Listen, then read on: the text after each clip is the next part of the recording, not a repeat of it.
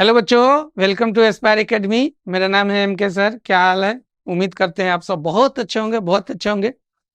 और 11th का काफी इंपॉर्टेंट चैप्टर चल रहा है, एटॉमिक स्ट्रक्चर। आपके नीट और जेई के पॉइंट ऑफ व्यू से बहुत ज्यादा आपको मार्क्स आता है, क्योंकि ये दोनों में कॉमन है, फिजिक्स और केमिस्ट्री दोनों में है। तो कहीं नहीं तो कहीं आपको 2 सवाल तो मिल ही जाएगा। ठीक है, तो आज हम लोग इसका 8वां लेक्चर करेंगे। इसमें हम लोग जो पढ़ेंगे वो 2 प्रिंसिपल के बारे में पढ़ेंगे। एक तो हम लोग अबाउ प्रिंसिपल पढ़ेंगे, और दूसरा जो हम लोग डिस्कस करेंगे वो हुन्स रूल होगा टोटल स्पिन मल्टीप्लिसिटी के लिए। ठीक है, अफबाऊ प्रिंसिपल में जो हम लोग डिस्कस करेंगे वो क्या होता है कि किसी भी ऑर्बिटल के एनर्जी के बारे में, और इलेक्ट्रॉन फील हम लोग करेंगे कैसे। सबसे पहले ध्यान रखना कि इलेक्ट्रॉन जो हम लोग फीलिंग करते हैं तो सबसे ज्यादा जो सबसे कम एनर्जी मतलब लोअर एनर्जी वाले को सबसे पहले देंगे, उसके बाद थोड़ा एनर्जी वाले, उसके बाद थोड़ा, उसके बाद थोड़ा। मतलब लोअर एनर्जी लेवल से हायर एनर्जी लेवल में हम लोग इलेक्ट्रॉन फील करेंगे। समझ गए बात को? चलो, दूसरा पॉइंट हम लोगों को इसमें यह देखना है कि अब किसी भी ऑर्बिटल का सबसेल का एनर्जी किसमें कितना है वह कैसे पता चलेगा। तो उसके लिए एक रूल याद रखिएगा। उस रूल को हम लोग कहते हैं N+L रूल। उस रूल को हम लोग कहते हैं N+L रूल। तो याद रखना, N+L रूल जिसमें ज्यादा होगा, N+L रूल जिसमें ज्यादा होगा उसका एनर्जी ज्यादा होगा। ठीक है, N+L रूल जिसमें ज्यादा होगा उसका एनर्जी क्या होगा? ज्यादा होगा। ठीक है, जैसे एक एग्जांपल के लिए हम लोग लेंगे बाद में, अभी देख लो। अगर कभी कभी N+L रूल सेम हो जाता है, N+L रूल सेम हो जाता है, तो वहां N का वैल्यू जिसमें ज्यादा होगा उसका एनर्जी ज्यादा होगा। अब देखो, इसको हम लोग एग्जांपल से समझते हैं। जैसे मान लो कि 3s है, 3p है, उसके बाद हम लोगों का दिया हुआ है 4s, उसके बाद दिया हुआ है 3d। ठीक है, तो ये हम लोगों का दिया हुआ। एक चीज याद रखना, जैसे एन जो होता है ना, एन कोफिशिएंट को कहते हैं, सब सेल के कोफिशिएंट को, या हम लोग सेल नंबर को ही एन कहते हैं। एन किसको कहते हैं? एन आपका प्रिंसिपल क्वांटम नंबर है। ठीक है, प्रिंसिपल क्वांटम नंबर है, इसमें हम क्वांटम नंबर है। ठीक है, और एल आपका क्या है? एजीम्यूथल क्वांटम नंबर है, एजीम्यूथल क्वांटम नंबर है। एक चीज याद रखना, एजीमुथल क्वांटम नंबर के लिए हम लिख देते हैं, यहाँ सब सेल है और यहाँ पर वैल्यू ऑफ एल है। ठीक, सब सेल एस में 0 होता है, पी में 1 होता है, डी में 2 होता है और एफ में 3 होता है। और इन केस कभी जी के बारे में पूछे तो 4। अब देखो, ठीक, और एन जो होता है ना वो सेल नंबर को रिप्रेजेंट करता है। ठीक है, तो अब हम लोग इसमें N+L रूल चेक करते हैं। तो N+L की अगर हम बात करेंगे तो N का वैल्यू इसमें 3 है, 3 है, 4 है और 5, सॉरी यहाँ पर 3 है। अब देखो, और L का वैल्यू कितना? S में 0 होता है, P में 1 होता है, S में 0 और D में 2 होता है।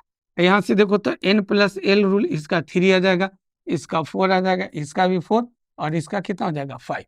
तो देखो, अगर हम इसका एनर्जी ऑर्डर लिखते हैं तो एनर्जी ऑर्डर सबसे ज्यादा किसका है? तो N+L रूल जिसमें ज्यादा होगा उसका एनर्जी सबसे ज्यादा होगा।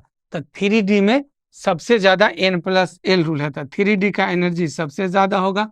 उसके बाद देखो 3p और 4s के एनर्जी की अगर हम बात करेंगे तो दोनों में N+L रूल सेम है।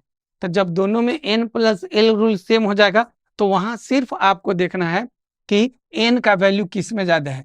तो 4s और 3d को आप देख रहे हो, तो 4s में n का वैल्यू ज्यादा है, तो यहाँ जब n का वैल्यू ज्यादा है तो एनर्जी 4s का होगा।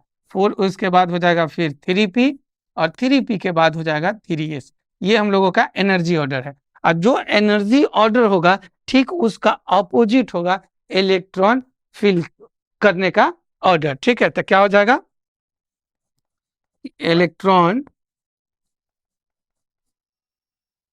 फिलिंग ऑर्डर, ये क्या हो जाएगा? 3s का सबसे ज्यादा, उसके बाद 3p, उसके बाद 4s और सबसे लास्ट में किसको देंगे इलेक्ट्रॉन? 3d का। तो ये हम लोगों का इलेक्ट्रॉन रखने का तरीका है जो काफी आसान है। पॉली एक्सक्लूजन प्रिंसिपल यही बताता है, N+L चेक कीजिए, जिसका एनर्जी ज्यादा उसमें हम लोग बाद में इलेक्ट्रॉन देंगे, और जिसका एनर्जी कम उसको हम लोग पहले इलेक्ट्रॉन देंगे। ठीक है, तो चलिए हम लोग इस पर एक और बेहतरीन एग्जाम्पल समझ लेते हैं, उसके बाद हम लोग आगे डिस्कस करेंगे। नोट कर लीजिए इसको। देखो, उसके बाद जैसे क्वेश्चन कर रहा है कि 4d 5p 5f and 6p orbitals are the arrange in the order of decreasing energy, the correct option, इसमें से कौन हमारा सही ऑर्डर में है। तो सबसे पहले इसमें हम लोग क्या करेंगे, चेक कर लेंगे कि n+l रूल किसका ज्यादा है। तो इस क्वेश्चन को बनाने के लिए हम लोग क्या करेंगे, जिसे यहाँ पर है 4d, 4d के बाद है 5p, उसके बाद है 6p, और फाइनली है 5a। ठीक है, ये हमारे पास इतना ऑर्बिटल है, 4d 5p f और 6 है। ठीक है, देखो यहाँ अगर हम n+l चेक करते हैं, n+l अगर चेक करते हैं तो देखो इसमें n कितना है 4, इसमें 5, इसमें 6, इसमें 5। अब देखो d में l का वैल्यू कितना होता है, d में l का वैल्यू 2 होता है, तो याद रखना 2। फिर p में कितना होता है, तो 1, यहाँ भी 1, और यहाँ f में 3 होता है। तो अब इसको देखेंगे तो n+l रूल 6, 6, 7 और 8।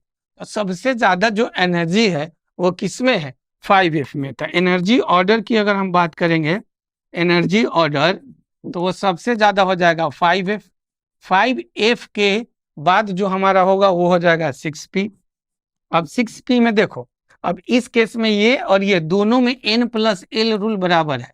तो जब n और l रूल, n+l रूल दोनों में बराबर हो जाएगा, तो सिर्फ आपको चेक करना है कि n का वैल्यू मैक्सिमम किस में है। तो यहाँ n का वैल्यू 5p में सबसे ज्यादा है, तो 6p के बाद हम लोगों का जो एनर्जी होगा वो 5p का, और फाइनली सबसे कम एनर्जी जो होगा वो हो जाएगा 4d का। समझ गए, तो ये हमारा एनर्जी ऑर्डर है। अगर यही इलेक्ट्रॉन फिलिंग ऑर्डर पूछता तो हम लोग सबसे पहले लेते 4d 5p 6p 4f। Check करो तो सबसे 5f से यहाँ भी शुरू है, तब 5f के बाद 6p, और 6p के बाद 4d है, और यहाँ है 5f 6p 5p, मतलब ऑप्शन हमारा जो होगा वो बी सही है। अब देखो हम लोग इसी का यूज करके एनर्जी डायग्राम और इलेक्ट्रॉनिक कॉन्फ़िगरेशन कैसे लिखते हैं उस पर थोड़ा सा हम लोग चर्चा कर लेते हैं। अब देखो, जैसे एनर्जी डायग्राम लिखने के लिए सबसे पहले क्या करोगे कि हम लोगों का किसी भी पीरियोडिक टेबल में पीरियड कितना होता है, 7 होता है। हॉरिजॉन्टल लाइन को पीरियोडिक टेबल जब पढ़ाएंगे तो उसमें बताएंगे, हॉरिजॉन्टल लाइन को हम लोग पीरियड बोलते हैं, और वर्टिकल लाइन को हम लोग ग्रुप बोलते हैं। ठीक है, ग्रुप बोलते हैं। तो अब पीरियड 7 होता है, तो हम लोग एज का वैल्यू जब भी लिखेंगे तो वो कहाँ तक लिखेंगे, मतलब 7 तक, 7 पीरियड तक हम लोग लिखेंगे। एनर्जी डायग्राम लिखने का तरीका देखो, उसके बाद हम इलेक्ट्रॉनिक कॉन्फ़िगरेशन पर चर्चा करेंगे। जिसे 1s 2s 3s, 3s के बाद हो जाएगा 4s 5s 6s और 7s। उसके बाद हो जाएगा 2p, 2p के बाद होगा 3p 4p 5p 5p 6p 7p। उसके बाद हो जाएगा 3d 4d 5d 6d 7d। फिर उसी तरह से हो जाएगा 4f 6f 7f 4f 5f 5f 6f 7f। उसके बाद आएगा तो g होगा तो 5g 6g 7g। g के बाद अगर आना होगा तो h आएगा, तो 6h 7h, और 7 के बाद आ जाएगा i। तो ये हम लोग इसी का इस्तेमाल करेंगे ऑर्डर लिखने के लिए। तो देखो ये है एनर्जी ऑर्डर का लाइन।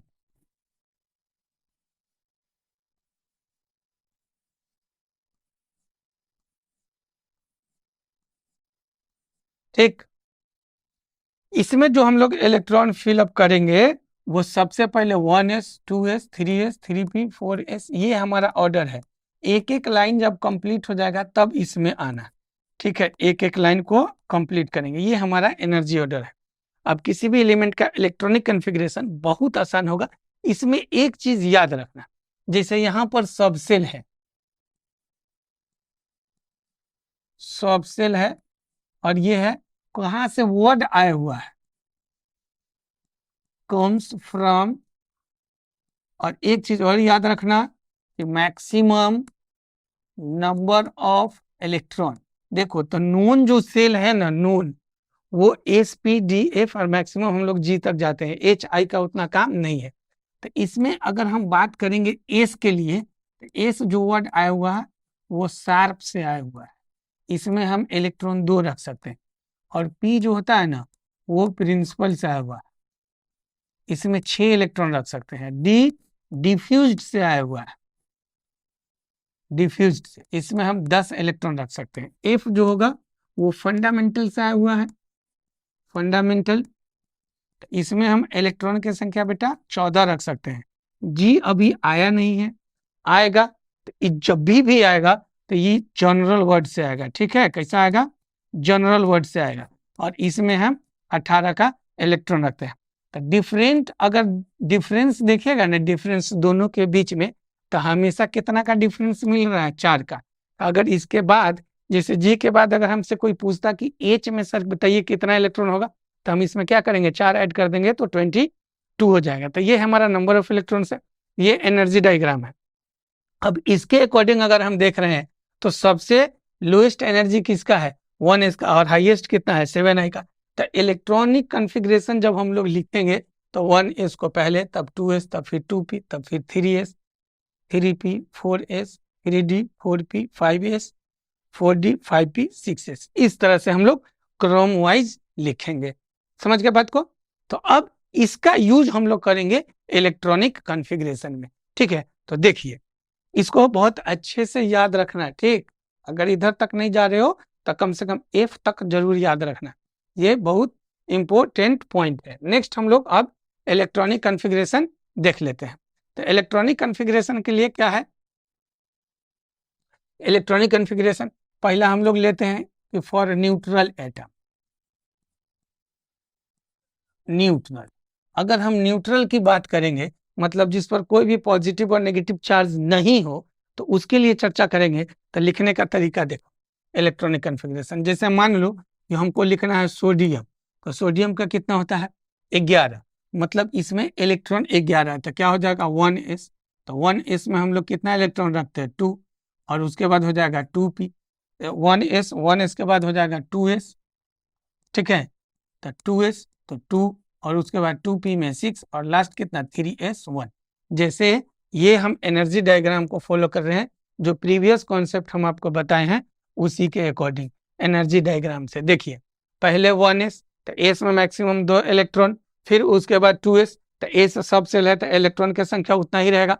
फिर उसके बाद p, तो p में 6 इलेक्ट्रॉन, d उसके बाद 10, तो 1s 2s 3 2p 3s 3p 4s, इस तरह से लाइन को हम लोग देखेंगे। उसके बाद देखो जैसे इसको और हम लोग लिखना चाहे तो आसानी से लिख सकते हैं।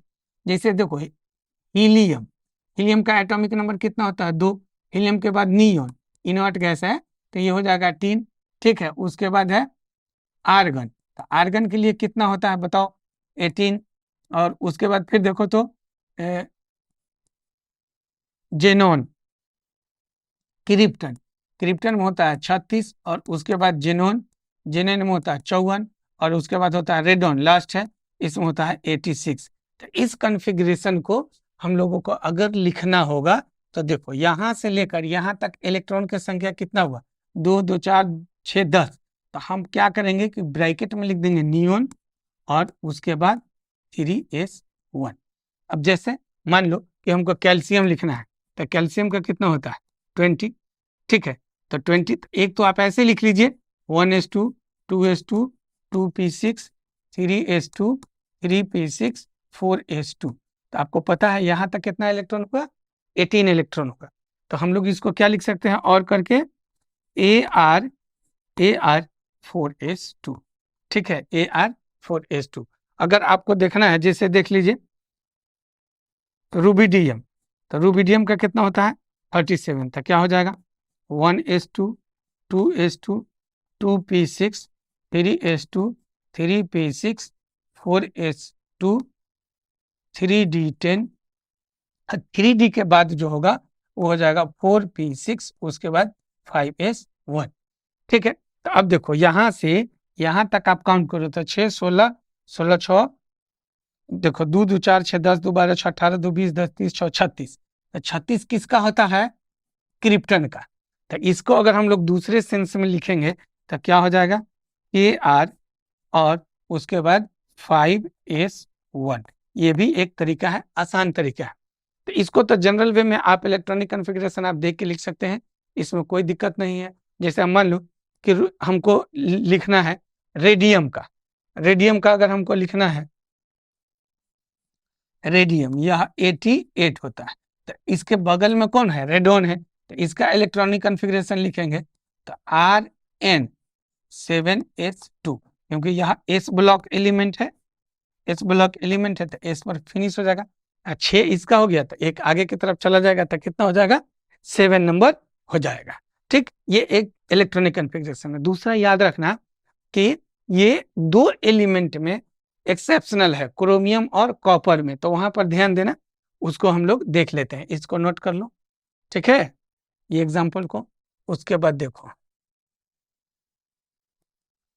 जैसे इसके बाद एनर्जी डायग्राम के बाद, जैसे अगर हमको बोले क्रोमियम का तो इसका 24 होता है। उसके बाद अगर हमको कोई बोले कि कॉपर तो इसका 29 होता है। इसका कॉन्फ़िगरेशन लिखेंगे तो 1s2 2s2 2p6 3s2 3p6 4s2 और 3d4। ये गलत हो जाएगा, ठीक है, ये गलत हो जाएगा।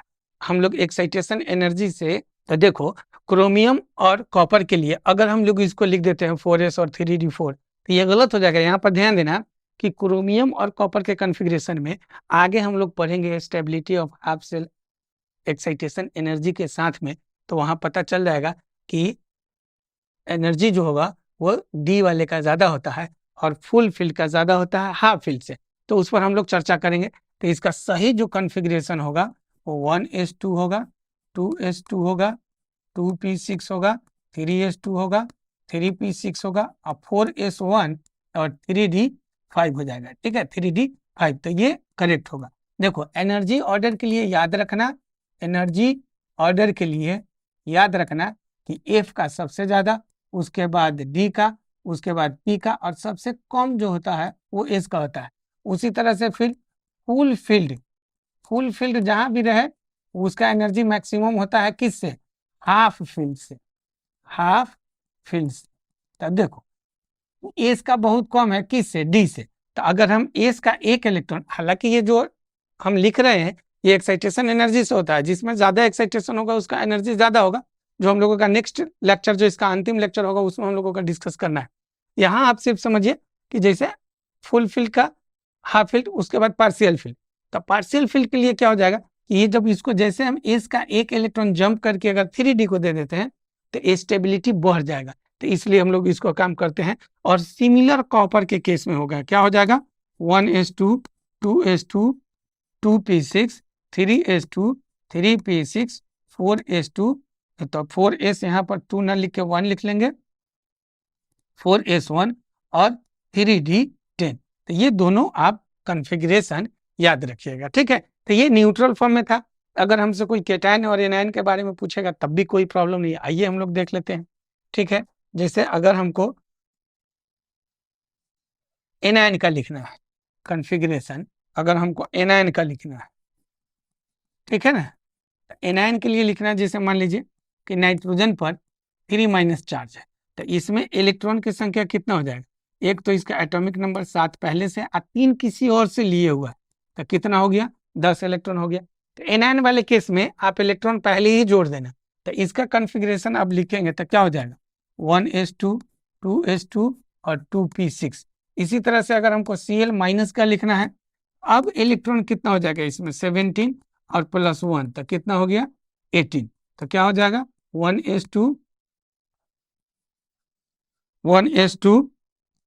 2s2 2p6 3s2 और 3p6। इस तरह से हम लोग एनायन का लिखते हैं। अगर मान लीजिए कि बी आर पर माइनस है तो इसका एटॉमिक नंबर होता है 35, तो इलेक्ट्रॉन की संख्या कितना हो जाएगा 35 + 1, तो ये हो जाएगा 36। क्या हो जाएगा 1s2 2s2 2p6 3s2 3p6 4s2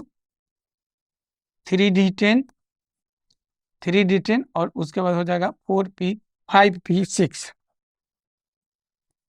नहीं 3d और 3d के बाद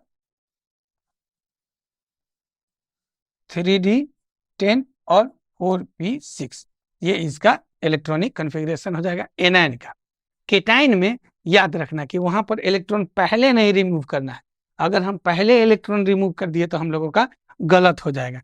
ठीक, तो आप इसको भी देख लीजिए। नेक्स्ट है हमारे पास केटाइन के लिए। केटाइन के लिए जैसे मान लीजिए कि Mn पर 2+ चार्ज है, तो Mn का एटॉमिक नंबर 25। Mn का एटॉमिक नंबर कितना होता है 25। तो इसमें इलेक्ट्रॉन की संख्या कितना है देखो 25 और -2 कर लेंगे तो कितना 23। अगर आप इसको लिख लिए 1s2 2s2 2p6 3s2 3p6 और 4s2 और 3d3, तो यह गलत हो जाएगा। यह गलत क्यों होगा वो देखो। जैसे ये न्यूक्लियस है तो यहाँ 1 2 3 और 4, तो यहाँ s sp spd spdf, समझ गए। अब एक बात बताओ, कोई भी इलेक्ट्रॉन बाहर से निकलना शुरू होता है और हम लोग इसमें s का एनर्जी लेवल कम है इसलिए हम इलेक्ट्रॉन पहले फिल किए हैं। किससे तो 3d से। इसका मतलब ये थोड़ी है कि 3d से इलेक्ट्रॉन निकल जाएगा, इलेक्ट्रॉन तो बाहर से निकलेगा। तो बाहर की ओर कौन है s है, तो यहां से हमको इलेक्ट्रॉन निकालना है। यहां से कभी भी ऐसा गलती नहीं करना है, एस से निकालेंगे। तो इसका सही कॉन्फ़िगरेशन जो होगा वो ये वाला होगा। जैसे मान लो 1s2 2s2 2p6 3s2 3p6 और 4s, यहाँ पॉजिटिव चार्ज कितना है 2, तो यहाँ 0 कर देंगे और 3d5। आपको अगर इसको रखना है तो रखिए और नहीं रखना है तो एलिमिनेट कर दीजिए, कोई मतलब नहीं है इसका। समझ गए। हम फिर बोल रहे हैं पहले अगर आप इलेक्ट्रॉन निकाल दिए तो गलत हो जाएगा। 23 इलेक्ट्रॉन है, अभी भी 23 ही है, लेकिन जो इलेक्ट्रॉन हमको रिमूव कहाँ से करना है तो हमेशा आउटर सेल से। और आप देखेंगे यहाँ तो 4s आउटर सेल है, किसके कंपेरिजन में 3d का। एनर्जी लेवल इसका कम है इसलिए हम लोग इसको पहले इलेक्ट्रॉन देते हैं। लेकिन अगर इलेक्ट्रॉन निकालने की बात करेंगे तो इलेक्ट्रॉन पहले 4s से निकलेगा तब 3d से निकलेगा। अगर इसी क्वेश्चन में अगर हम लोगों को बोल देता कि Mn 4+ है और ये 21 है, तो हम लोग इसको क्या करेंगे 1s2 2s2 2p6 3s2 3p6 और यहाँ पर हम लोग 4s फिर 0 करेंगे। तो s में 2 इलेक्ट्रॉन है तो 2 तो हम रिमूव कर दिए, बावजूद इसके अभी हमको 2 इलेक्ट्रॉन और निकालना है। तो अब 2 इलेक्ट्रॉन निकालना है तो 3 वाले केस में 3p 3d और 3s भी है। तो पहले हम लोग किस में से निकालेंगे जिसका एनर्जी ज्यादा हो। तो 3d का एनर्जी ज्यादा है तो यहां से हम नहीं निकालेंगे, इस बार निकालेंगे 3d3 से। तो कितना इलेक्ट्रॉन हो गया 21, क्योंकि इस बार Mn4+ के केस में 21 इलेक्ट्रॉन था। तो ये था केटायन का इलेक्ट्रॉनिक कॉन्फ़िगरेशन लिखने का तरीका। तो आपको एनायन केटायन न्यूट्रल तीनों बता दिए। ठीक, अब हम लोग इसी इलेक्ट्रॉनिक कॉन्फ़िगरेशन का इस्तेमाल करके हम लोग यूज करेंगे कि मैग्नेटिक नेचर किसी भी सब्सटेंस का क्या होता है। तो इसमें 2 तरह का मैग्नेटिक नेचर है। हालांकि सॉलिड फेज में जब हम लोग अगर सिलेबस में था सॉलिड फेज तो उसमें 5 तरह का होता है, paramagnetic, diamagnetic, ferromagnetic, anti ferromagnetic और फेरीमैग्नेटिक। लेकिन यहाँ मेनली हम लोगों को 2 पढ़ना है। तो सिंपल समझो, एक है हमारे पास जिसको हम लोग कह रहे हैं कि पैरामैग्नेटिक है, दूसरा है जो डायमैग्नेटिक है। तो पैरामैग्नेटिक के लिए पहचान रखना, जिस सब्सटेंस के पास अनपेयर्ड इलेक्ट्रॉन होगा वो पैरामैग्नेटिक कहलाएगा। ठीक है, जो भी अनपेयर्ड इलेक्ट्रॉन होगा वो पैरामैग्नेटिक कहलाएगा। और जिसके पास अनपेयर्ड इलेक्ट्रॉन 0 होगा उसको हम लोग कहेंगे कि डायमैग्नेटिक सब्सटेंस है। तो सिंपल सा कॉन्सेप्ट है, जो पैरामैग्नेटिक सब्सटेंस होगा वो मैग्नेटिक फील्ड की ओर अट्रैक्ट करेगा, और जो डायमैग्नेटिक सब्सटेंस होगा वो मैग्नेटिक फील्ड की ओर अट्रैक्ट नहीं करेगा। जैसे ये पेन है तो ये प्लास्टिक का बना हुआ, तो इसमें मैग्नेटिक नेचर तो होगा नहीं, तो इसको डायमैग्नेटिक कहेंगे। अगर आप मान लीजिए कि आपके पास कॉइन है, तो उसको अगर मैग्नेटिक फील्ड के आसपास लेके जाइएगा तो स्ट्रॉन्ग अट्रैक्शन होगा, तो वो कहलाएगा पैरामैग्नेटिक सब्सटेंस। तो सिंपल सा बात याद रखना, जो मैग्नेट में मैग्नेटिक फील्ड की ओर मूव कर जाए वो पैरा, और जो नहीं मूव करे वो डाया। अब सवाल ये आपसे पूछ सकता है कि वो कौन सा सब्सटेंस है जो मैग्नेटिक फील्ड की ओर ज्यादा अट्रैक्ट करेगा। डायमैग्नेटिक तो अट्रैक्ट करेगा नहीं, तो इसका चर्चा हम लोग करेंगे नहीं। लेकिन अगर पैरामैग्नेटिक है, जैसे मान लो कि आयरन है, मैग्नीज है, कॉपर है, तो इसमें से कौन का पैरामैग्नेटिक नेचर ज्यादा होगा, उसको डिस्कस करने के लिए आपको एक चीज याद रखना होगा, मैग्नेटिक मोमेंट। ये बहुत इंपॉर्टेंट टॉपिक है, मैग्नेटिक मोमेंट। मैग्नेटिक मोमेंट यह होता है root under n into n plus 2 और bm। bm इसका यूनिट है, ठीक है। तो bm यूनिट है, तो इसको कहते हैं बोर मैग्नेटॉन, बोर मैग्नेटॉन, ठीक है। और n जो है वो है अनपेयर्ड इलेक्ट्रॉन। अब इसको हम लोग एग्जाम्पल से समझते हैं कि कौन सा मैग्नेट की ओर अट्रैक्ट करेगा, कौन सा मैग्नेट की ओर अट्रैक्ट नहीं करेगा। जैसे एग्जाम्पल के लिए देखिए, Fe2+ है, Fe2+ है, तो Fe का एटॉमिक नंबर 26, तो इसका कॉन्फ़िगरेशन क्या हो जाएगा 1s2 2s2 2p6 2p6 3s2 3p6 और 4s। यहाँ देखो फिर हमको 2+ चार्ज है, तो आउटर सेल 4s है, तो यहाँ से 2 इलेक्ट्रॉन हम क्या करेंगे, रिमूव कर देंगे। उसके बाद हो जाएगा 3d6, तो देखो 26 हो गया। तो यहाँ तक सब के सब पेयर में है, सभी के सभी कैसा है, पेयर में है, लेकिन ये अनपेयर्ड यहाँ से हो सकता है। तो लास्ट वाले का ना ऑर्बिटल बना के इलेक्ट्रॉन फिल करके चेक कर लेना। तो देखो पहले 1 बाय 1 इलेक्ट्रॉन सब में फिल करना, सब में, अब बचे तो पेयर करना। याद रखना अपोजिट स्पिन के साथ में। तो यहाँ पर अनपेयर्ड इलेक्ट्रॉन n का वैल्यू कितना हो गया 1 2 3 और 4, ठीक है। तो जब अनपेयर्ड इलेक्ट्रॉन आ गया, तो Fe अगर हमसे कोई पूछता है कि पैरामैग्नेटिक है कि डायमैग्नेटिक है, तो क्या कहेंगे, पैरामैग्नेटिक है। और इसका मैग्नेटिक मोमेंट कितना होगा, तो देखो मैग्नेटिक मोमेंट निकालने का जो तरीका है वो है एकदम आसान। मोमेंट देखो n का वैल्यू कितना है 4, तो 4 और इंटू 4 प्लस 2, तो 4 2 6 और 6 चौका 24 रूट अंडर 24। अगर मान लो कि 25 रहता तो 5 बाहर आ जाता, तो 24 है, तो हम इसको अप्रॉक्स ले सकते हैं 4.9 के करीब में बोर मैग्नेटॉन, ठीक। अब चलो एक और हम एग्जांपल अगर इसी का ले लेते हैं। जैसे मान लो कि mn पर मेरे पास 4+ चार्ज है, ठीक। अब इसका जब कॉन्फ़िगरेशन लिखेंगे तो देखो 18 तक तो आर्गन हो जाएगा, 4s 0 हो जाएगा और फिर 3d 3। तो यहाँ अनपेयर्ड इलेक्ट्रॉन किसका हो गया 1 2 3 और तो n का वैल्यू हो गया 3। तो ये भी पैरामैग्नेटिक नेचर है क्योंकि अनपेयर्ड इलेक्ट्रॉन है, और जिसमें अनपेयर्ड इलेक्ट्रॉन होगा वो पैरामैग्नेटिक होगा। अब जब यहाँ पर अनपेयर्ड इलेक्ट्रॉन है 3, तो अब हमको मैग्नेटिक मोमेंट निकालना होगा। तो क्या करेंगे root under 3 into 3 plus 2 bm, that is 3 2 5 और 5 3 15 रूट अंडर 15 हो जाएगा। अब इस दोनों में स्ट्रांगली मैग्नेट की ओर कौन सा अट्रैक्ट करेगा, ये बहुत बार क्वेश्चन पूछता है। तो आयरन का मैग्नेटिक मोमेंट है चुंबकीय आघूर्ण, इसको हिंदी में कहते हैं। तो कितना है 4.9 है, और इसका कितना होगा 4 से कम होगा, 3 पॉइंट समथिंग होगा।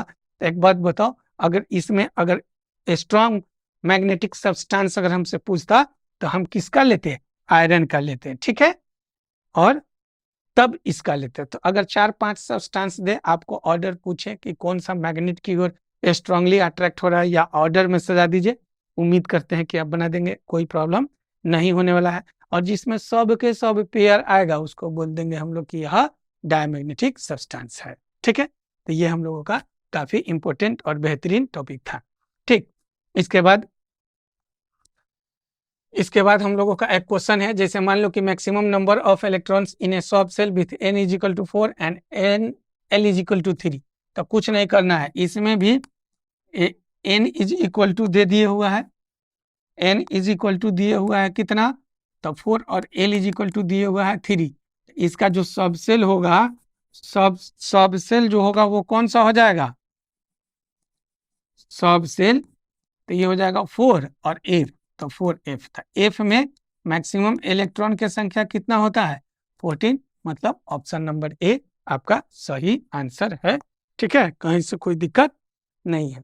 इसके बाद है Hund's rule for maximum spin multiplicity. इसमें सिंपल सा याद रखना कि क्या होता है, किसी भी सब सेल के ऑर्बिटल्स में जब हम इलेक्ट्रॉन फिल करेंगे ना, तो उसमें 1 बाय 1 हम लोग देते हैं। ठीक, अगर इलेक्ट्रॉन बच रहा है तो अपोजिट स्पिन करके पेयर करेंगे। ठीक, जैसे एक एग्जांपल से हम लोग समझते हैं, एग्जांपल से कि D5 है, कोई ऐसा एलिमेंट जैसे मैग्नीज D5 है, तो अब D में ऑर्बिटल्स की संख्या कितना होता है, तो 5, याद रखिएगा।